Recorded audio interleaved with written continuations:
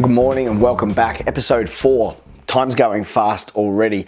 Won't be long before we're up to episode 365 and we'll have been hanging out together for a whole year. And if this is your first time here, welcome. Please remember, hit the subscribe button, which you'll find below. There's also my website below if you'd like to go there. There's a whole bunch of free stuff on my website that'll really help you out. So yesterday I talked about those 6 key rules, to be the first, the best, the only, to be marketable, replicable and accessible, right? So you guys got that message and you've seen my previous videos and no doubt you'll be watching future videos as well. So please comment below and let me know what you've loved, what you've liked, and perhaps what you've even used so far. Implementation is the key to this. If you can take something from me and implement it straight away and get some action steps in place and really start to make that plan for your future, which is just waiting for you to turn up, then you'll get some amazing success. So today I'm doing something that I've been wanting to do since I very first started doing these videos and other videos. I'm going to tell you about one of my favorite books. So this is a book here called Good to Great. It's by Jim Collins.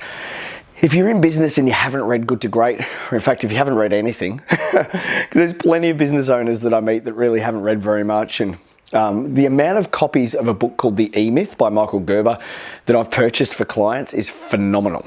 So I'm just going to talk to you today about one key principle in this book. So here it is here. It's called the Hedgehog Concept. So if you've got the book, it's on page 96. And it's just this one here. And there's 3 key areas that we will talk about today. And the first one is, right up the top here, it asks a question. It says, what are you deeply passionate about? Maybe write that question down for yourself right now. What are you deeply passionate about? Not what are you sort of kind of happy to get, or what do you maybe want a little bit more of, but what are you deeply, deeply passionate about? So write that question down for yourself. Now, why is that an important question? Well, you've heard in my last video, or maybe the one before that as well, where I talk about focusing on money. Now, no matter what you do, no matter who you are, no matter what business you're in, if you're only focused on money and chasing the dollar, you're going to run out of puff sooner or later. You heard me talk about passion and patience. I tell you quite plainly, you can't be sustainably passionate about money. It's just not a thing that will sustain you for the rest of your life. You know, they did a survey. Who's they? I don't know who they are. Some university somewhere did a survey of a whole bunch. Here I go with very specific numbers of a whole bunch of people who were in their 80s and a little old, 80 to 90 years old. So people that were in the last years of their life. Okay, now they were asked what they regretted the most in their life. And do you know what it was? Not one of them said they regretted not having enough money. Not one of them said that they regretted not having a big enough bank account or a fast enough car or a big enough boat or a big enough house. What they regretted, quite simply, were loves that weren't loved and people who they didn't forgive and people that they didn't get a chance to say goodbye to or sorry to. So there comes a time in everybody's life where the almighty dollar just becomes unimportant. So if you're in business and you're just chasing money, today is the day for you to have a really good hard look at yourself and start to ask yourself this first question that I've just shown you in this book. What are you deeply passionate about? Now, I don't know if you can hear the cockatoos in the background there, but it's pretty cool. Australian flag, cockatoos, great. One of my mentors, one of the people who I look to for inspiration, is a guy by the name of Gary Vaynerchuk. In fact, the whole reason I'm doing these daily videos is because I saw something by Gary Vaynerchuk back in 2008 that took me just so long to implement, so long to perhaps get the confidence to do, which was to do something really great every single day for about 10 minutes to form a legacy for the rest of my life. You see, what I'm doing here and what I'm talking to you about now, this deep passion, my deep passion is connection with people, all right? So I can't get around the whole world in my, I'm looking at it right now, in my Holden vehicle. This is very Australian today. In my Holden vehicle, which is parked in my driveway. My driveway is just behind the camera. Out there, there's my garage door is open. This whole setup is in my garage. Just so you know, I'm not on a Hollywood backlot or anything like that, you know, obviously. So what am I deeply passionate about? I'm deeply passionate about connecting people with thoughts and people with ideas. I'm deeply passionate about helping people to get unstuck from where they are and go to the next stage in their journey. Now, I can't do that if I'm not doing stuff like this. Now, what about you? What are you deeply passionate about? Gary Vaynerchuk, as I mentioned a moment ago, I talked about him. He says that if you're deeply passionate about ALF or POGs, he says in one of his keynote videos from 2008, blog about it, talk about it, become the expert in it. Another very good friend of mine who's done so well. She was a friend from high school. Her name's Alyssa Devaney. She had a business called Kitsch Bitch, and now it's called Lost in Paris Bridal. Check her out on every sort of social media. She just talks about her life in her blogs. And believe me, she's a great writer, and she's very quirky and eclectic and creative. And her following became massive. She only spoke about what she was deeply passionate about. She spoke about her friends, she spoke about her family, and occasionally threw in some great stories about the odd bottle of, or glass I should say, maybe a big glass of red wine. But her business now in Sydney, in a very tough market, and by the way, she makes wedding dresses out of vintage and antique lace. So it's a very bespoke, very unique, very detailed market. And she built her following because she spoke about to her audience what she was deeply passionate about. Now, you might be deeply passionate about a whole bunch of things. Don't limit yourself to only being deeply passionate when rebuking somebody on Facebook by disagreeing with what their opinion is. See, this is where the whole thing gets watered down, the whole thing gets wishy-washy. Is people think they're passionate, but they're passionate without direction. So you really have to make sure that you're in charge of the direction that your passion is going. Cool? So that's what I want you to be able to take hold of today. Find out what it is, and if you don't know, take yourself for a walk. Just switch off for a while. You know, I had a Facebook message this morning, and it was from a friend of mine, Matthew, who follows my stuff. And a few weeks ago, just before Easter, I decided to remove the Facebook app from my mobile phone. So it's only on my laptop now, which kind of makes it tough when I'm doing Facebook live videos because I've got to re-download it and then delete it again. But that's okay. It's something I'm willing to do. Why did I do that? It's because I was distracted by things that were not important to me. I was distracted by things that were very, very important to other people but weren't important to me. Now that's, for me as a leader, that wasn't good. But I want to talk about you and where you're at. What are you distracted mostly by? And what are your disciplines like? Even for me this morning, I started a new discipline. Over the weekend, I hung out with a great guy, Corey Turner, and he helped me to put a new discipline in place that I start now at 5:30 a.m. every day. Today was day one. Ask me how I'm going again in 60 days from now. I made a promise to him that I'll be doing this, and made a promise to myself as well. But find out what you're deeply passionate about and pursue that area relentlessly. Go after it, pursue it, and let nothing go away. Cool? So that's just the first step in the Hedgehog principle. Let's have a look at the second step. It says, what can you be the best in the world at? Well, you've heard about, or maybe you haven't, but I'm going to assume you have. Have you heard about the 10,000 hour principle? What it says is that when you practice something for long enough, for example, 10,000 hours, then you become the very best in the world at it. Now, I wonder what it would be like for you. I think about my son, Jack, and he's a drummer. Now, he's a good drummer, he's a competent drummer, but he's really only just starting. But when he practices, he gets better and better and better at it. And I wonder what it is for you that you need to practice every single day to get better and better and better at. Well, my clients are in a group called Profit Rocket on Facebook, and there's another group of my clients that are in another group called the Business Boardroom. What I get them to do every single day, I'm lying, not every single day, twice a week. I get them to practice talking to a camera. So as part of my program, you do a 20-second, not very long, right? But a 20-second video on a Monday and a 20-second video on a Friday. And it goes inside this group and you talk about specific things. What that's doing, it's building a muscle. just like I'm building a muscle now talking to you, talking to a camera where there's nobody else around except for you and me, just a camera with my backyard in the background and probably my neighbors over the fence wondering what I'm doing. So this is building a muscle, getting good at doing this sort of thing. Was I good at it in the beginning? No flipping way. But the more you do something, the more you can refine the process.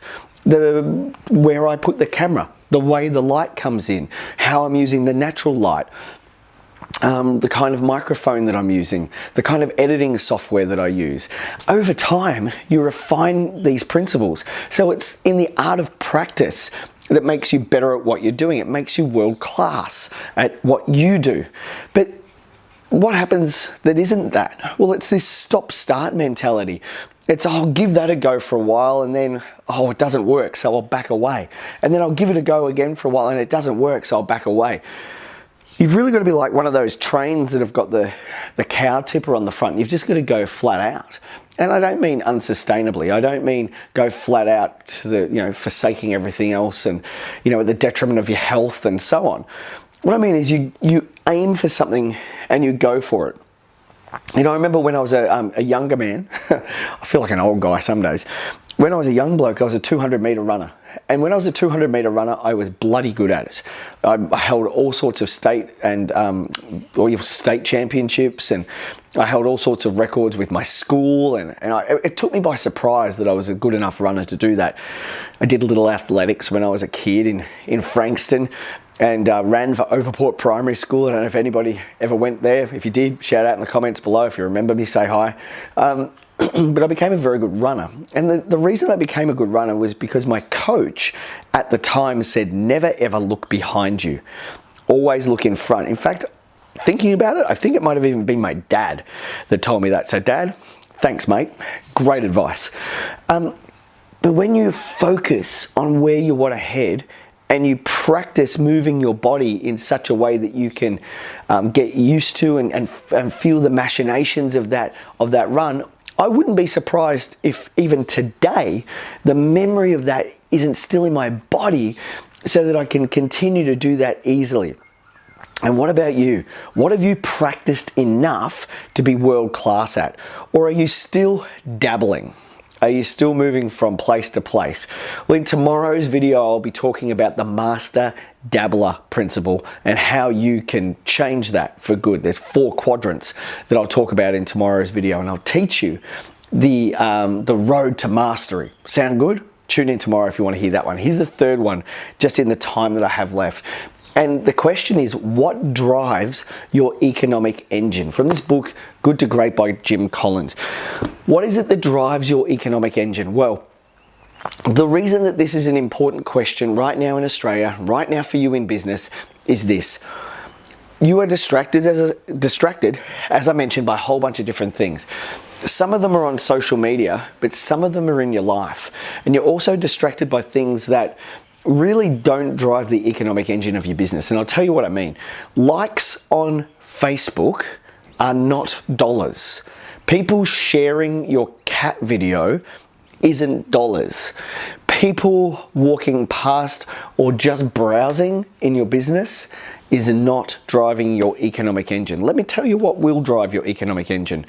Attracting people in, being able to convert them, as in being able to sell people. And if you can't sell, if you don't know how to sell, I've got no words for you. You have to learn how to sell.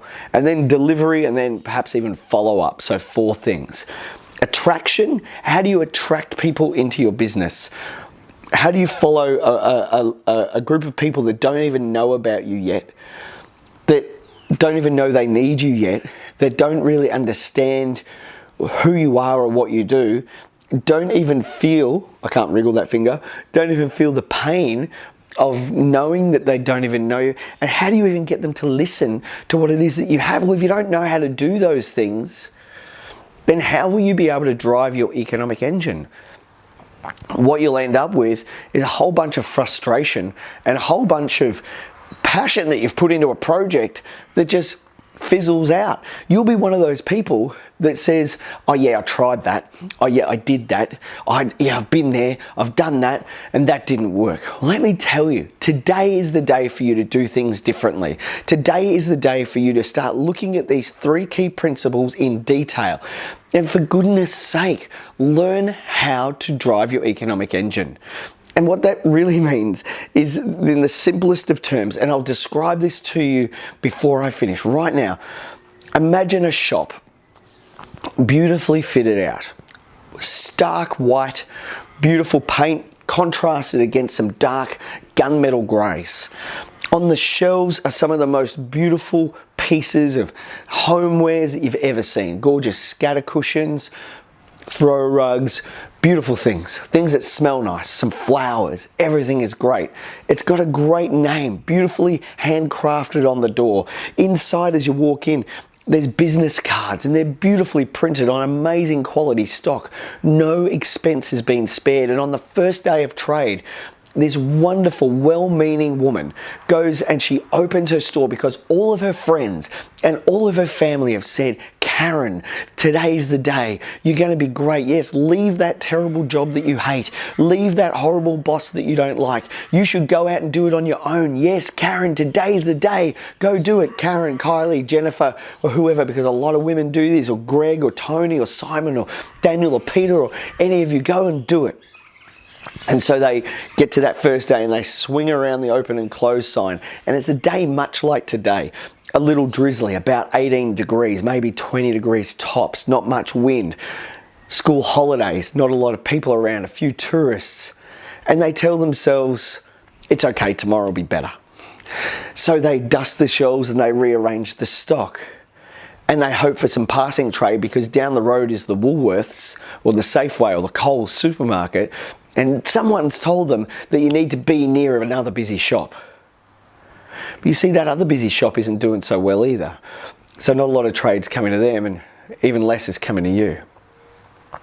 Because you haven't discovered what you're truly passionate about, and you haven't understood what drives your economic engine. You really don't know how to be the best in the world at it. You've just become another shop. And that means you'll be another statistic. So unless you get really, really good at these 3 things, all of those friends and family and those well-meaning people that said that you'd do great, well, they're not the ones spending money with you, and they're not your customer base.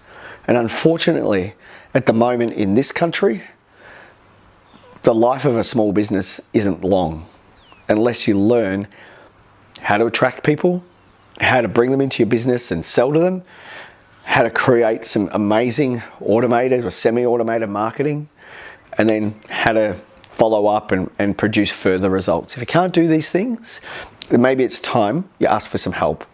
So, hopefully today's video has been a lesson for you. I'd love to hear what you've learned. Please subscribe and comment below. Let me know what you liked about today's video. And remember, give me a thumbs up. It really does help. All the best. Keep selling, keep working, and ask me if you need any help. I will be in touch with you personally, and I'll reply to every single comment if you comment below. All the best. Thanks for tuning in. Tune in again tomorrow. Bye for now.